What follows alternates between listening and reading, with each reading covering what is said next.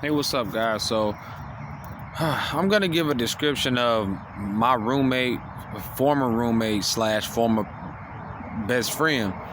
This is somebody that I told you guys where I grew up, real small community. I didn't have I didn't know anybody. And it was one day that my little brother took me to a birthday party that was across the field behind my house, and I met the guy, met the kid Terrell, who was poor. And ever since then, we had a bonding that was based off of our spirits being able to just be ourselves. We did not have to, when you look around and you see a lot of the things that people try to do in the name of friendship, whether that be going places together, or calling themselves brother, or that's my sister and they really not, and all that stuff. We didn't do that. We saw through a lot of the BS. One of the things that we found very funny and interesting was that, on the radio, when the song "I'm So Hood" came out, and all those edits and beeps and stuff like that, we the fact that I could recite it, I have that gift, I guess you could say, or talent or skill to recite a movie or a song word for word. And when I would do that, he'd be like, yes. So when I would do these things, he found that to be like, yes, man, like, it can't be done no other way.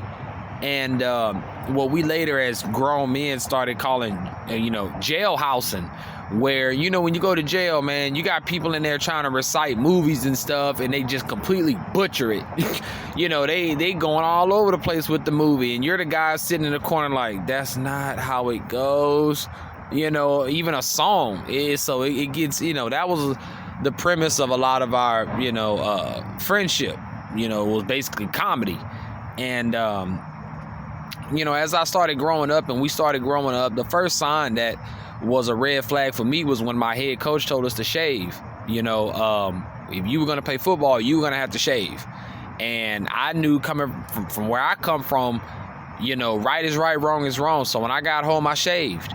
And when he gets home, he doesn't shave. So he became somebody who was more aware of his appearance than principle.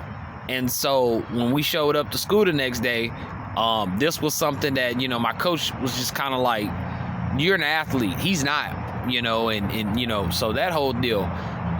We get out of, high school and stuff like that. We go off into the real world.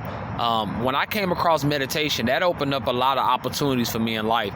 His sister worked at the bank here in Wallace, and but lived in Sugar Land, so I found that to be very ironic. So I was working at the Subway in Wallace, and she would come over and get sandwiches and stuff like that, and just the unlimited amount of heart-drenched love that I was exuberating because of meditation. I told you, it just slowed things down in real time.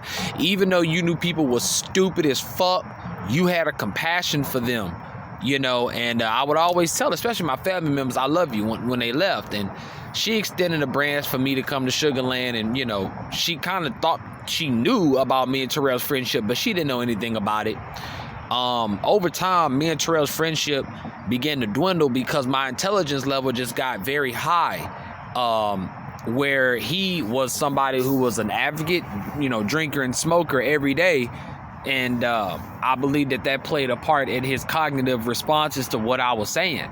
And it began to wear on me, very annoying, and just watching somebody deteriorate, or just not as interested in what you're talking about as you think they should.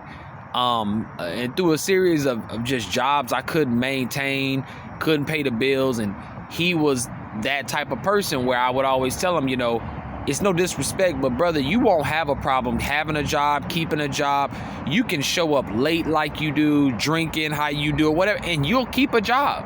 I don't know what it is or what it's not, but you have it. I have to improvise and try all these different techniques and stuff like that. So I'm gonna make a part 2, guys. I'll try to keep these videos short out of respect for y'all's time. So I'll see y'all in part 2, man. Support the page if you can. Your hard-earned money is well appreciated. I'm out.